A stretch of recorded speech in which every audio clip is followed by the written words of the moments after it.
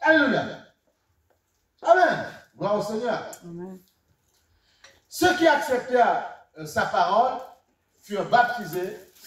Tu vois, ceux qui acceptèrent sa parole furent baptisés.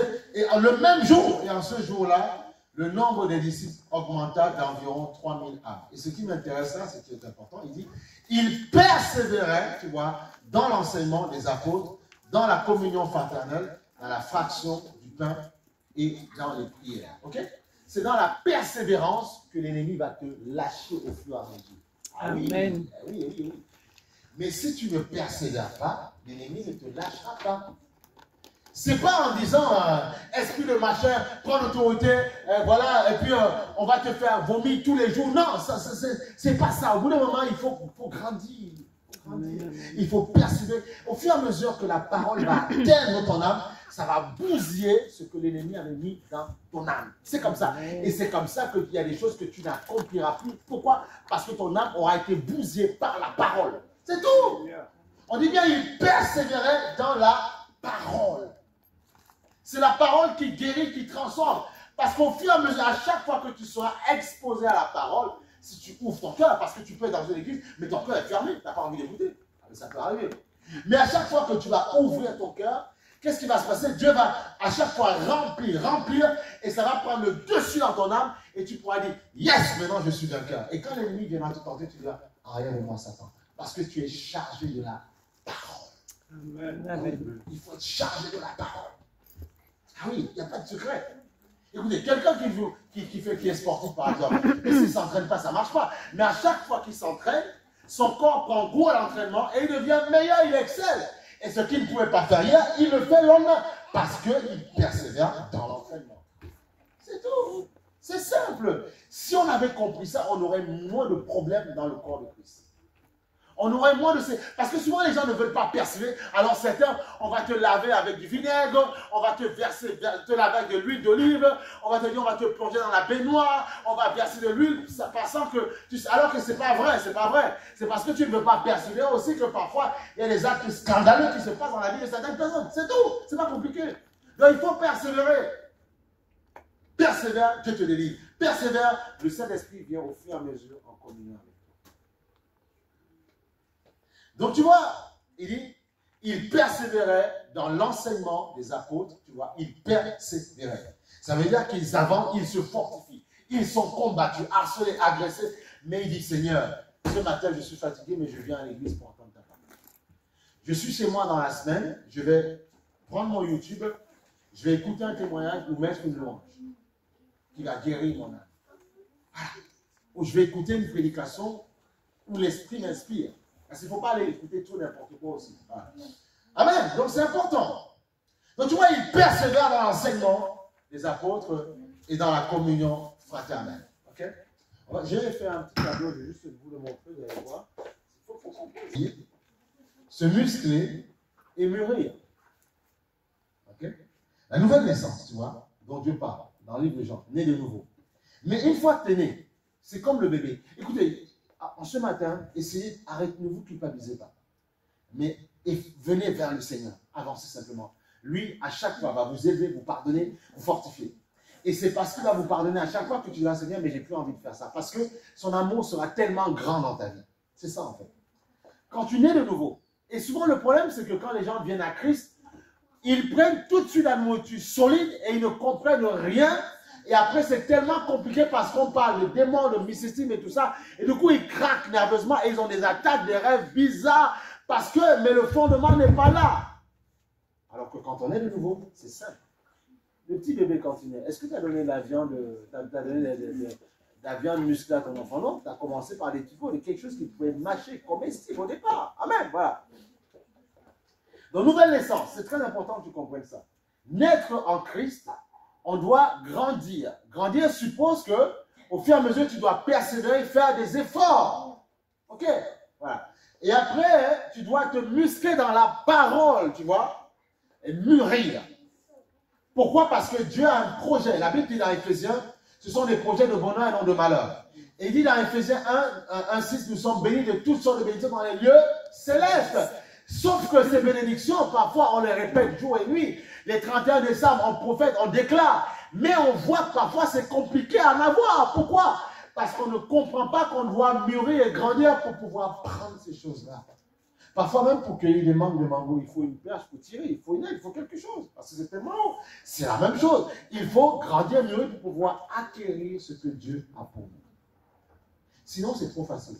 Parce que souvent, quand tu viens dans le Seigneur, ton âme a été tellement bousillée. Tout n'est pas changé. Il y a des choses encore bizarres, des problèmes d'éducation que tu as, des problèmes familiaux. Il y a tellement de choses dans ta tête, tu vois. Les liens de famille et tout ça. Et du coup, c'est pas la parole que tu vas pouvoir dire. Vous savez qu'il y a des personnes, parfois, ils avaient même des liens familiaux. Les choses sont parties.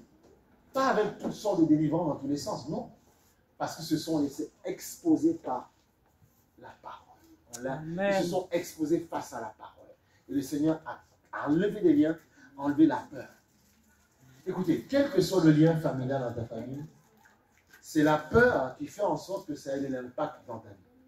Si tu comprends, c'est un exemple, je prends le cas. Il y a des familles parfois où ils ont des terrains, tout ça, où le père ou la mère ne va pas te dire certaines choses parce qu'il sait qu'il y a des choses bizarres qui sont passées. Okay? Donc, c'est-à-dire qu'il a peur. Il a peur, voilà. Il veut te protéger. Mais si l'enfant revient avec la même attitude de peur, le même lien satanique va continuer à régner dans la famille en permanence. Il faut qu'il y en ait un qui dit, je n'ai pas peur. Je suis plus que vainqueur. C'est tout. Amen. Il faut ça. Il faut comprendre ces choses. Une fois que vous avez compris ça, vous allez grandir de gloire en gloire. De gloire en gloire, de victoire en victoire. Vous allez grandir. Vous allez grandir. Vous allez grandir automatiquement. C'est simple, tu vois. Donc on voit qu'il persévérait. Et aujourd'hui, comme justement, il y a des gens parfois qui continuent à rester dans les liens, c'est pour ça que je ne dis pas qu'on a inventé l'esprit aide. On dit oui, mais c'est l'esprit de tel, de tel, de tel. Oui, mais il faut voir qu'au début, dans la parole, on ne parlait pas de ça. Ils recevaient Christ, ils étaient délivrés, ils persévéraient dans la parole et Dieu les fortifiait et ils avaient la victoire sur l'ennemi. Un lien familial ne peut pas te tenir pendant 50 ans. C'est quoi cette histoire de cette tante qui m'embête jusqu'à ma vie, qui m'empêche d'être heureux, ce grand-père qui vit en moi, mais au bout d'un moment, il faut arrêter, au bout d'un moment, il faut arrêter, au bout d'un moment, il faut grandir. Ah oui, il faut grandir, au bout d'un moment. Il faut grandir. Et comment on grandit? Parce qu'on s'expose à la parole. Il faut arrêter. Parce qu'en le faisant, qu'est-ce qui se passe? La personne vous l'enfoncer encore plus. La personne ne grandit jamais. La personne dit oui, mais c'est dans ma famille parce qu'on a fait ça. Et alors? Mais toi et moi, on a fait des choses bizarres dans nos familles. Mais c'est pas ça, ça ne m'a pas retenu captif. Parce que j'ai dit une fois, mais ce qui est arrivé à mon père, c'est sa vie à lui, c'est pas ma vie, je suis désolé. Je suis un être unique. C'est d'accord, Dieu permet que nous venions par des hommes et des femmes, ok? Nous sortons par une mère. Mais j'ai un esprit en moi. Et l'esprit qui est en moi, ce n'est pas mon père, ma mère qui me l'a donné. C'est Dieu qui me l'a donné. Donc, si tu marches par l'esprit, la Bible a dit, tu ne commettras pas les désirs de la chair. Galates 5. C'est tout, c'est clair. Les désirs de la chair, ce n'est pas uniquement tomber dans les péchés, les vices. Non, ce n'est pas uniquement ça. C'est aussi dans le sens où parfois, tu peux avoir un combat familial, une chose qui est compliquée dans ta famille. Si tu restes charnel, ces choses auront le pouvoir sur toi. Mais si tu montes dans l'esprit, tu auras forcément le pouvoir. Parce qu'en montant dans l'esprit, tu es connecté avec l'esprit de Dieu. Et tu auras forcément la victoire. C'est des choses simples à comprendre. C'est simple. C'est ça la nouvelle naissance. Ok? C'est la nouvelle naissance. Voilà. On va aller sur... on va aller sur... Et c'est important de comprendre ça. C'est important de comprendre ça. Une fois que tu as compris ça, tu grandis.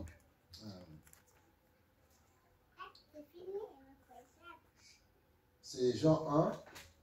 Jean 1, excusez-moi, Jean 1. On va aller sur Jean 1. C'est important de comprendre ces choses-là. Et vous allez voir, ça va vous débloquer tellement de choses. Tellement de choses. Tellement de choses. Tellement de choses. On va pas aller sur le 1, on va aller à Jean 1, verset.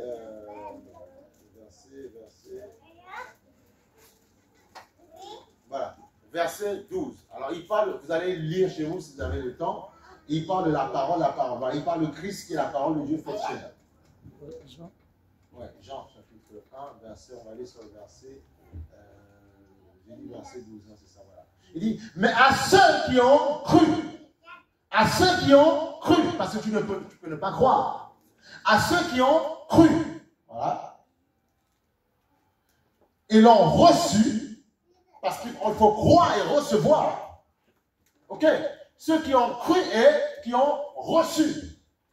À ceux qui ont cru et l'ont reçu. Okay. À ceux qui ont cru, à ceux qui l'ont reçu, et ceux qui croient en son nom, elle a donné le pouvoir de devenir enfant de Dieu. Tu vois? Tu vois? Le pouvoir de devenir enfant de Dieu. Voilà. Enfant, si tu as cru, tu es enfant de Dieu. Tu es ce qu'on appelle un teknon. Teknon, enfant de Dieu. En grec, on dit teknon, enfant de Dieu. Okay. Et plus loin, il dit ceci.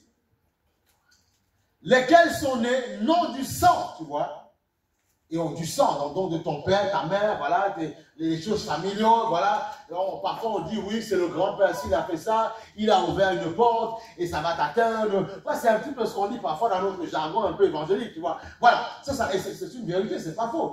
Tu parles dans le côté charnel, tu vois. Il dit, mais à ceux qui ont cru, tu vois, en son nom, tu vois, lesquels sont nés, non du sang, mais de la volonté, ni de la volonté de la chair, ni de la volonté de l'homme, mais de Dieu. Donc Dieu t'a aimé. Alors s'il t'a aimé, pourquoi tu le refuses? Pourquoi tu le refoules? Si tu es dans une église, c'est parce que Dieu t'a aimé. Si en ce matin tu es venu adorer, c'est parce que Dieu t'a aimé. Parce que Dieu t'aime. Et Dieu t'aime plus que ne peut t'aimer un homme, une femme, un enfant, un père, une mère. Amen. Il peut te séduire comme il veut. Elle peut te séduire comme elle veut. Elle peut t'offrir tous les restaurants du monde entier. Il peut le faire. T'acheter la plus belle voiture, te raconter ce qu'il veut. Il ne t'aimera jamais comme Dieu t'aime. Est-ce que tu sais ça? Il ne t'aimera jamais comme Dieu t'aime. Alléluia. Il ne t'aimera jamais comme Dieu t'aime. C'est comme ça. Il t'aime comme il peut t'aimer. Même ceux qui sont déjà décédés, s'ils t'aimaient plus que Dieu, ils ne seraient pas morts. Parce qu'il dirait, pour elle, je vis, pour lui, je vis. Mais il ne peut pas, parce qu'il y en a un qui est plus grand que lui. Alléluia. Eh oui, amen, amen, amen, amen. Vous devez aimer Dieu. Aimez Dieu, apprenez à aimer le Seigneur.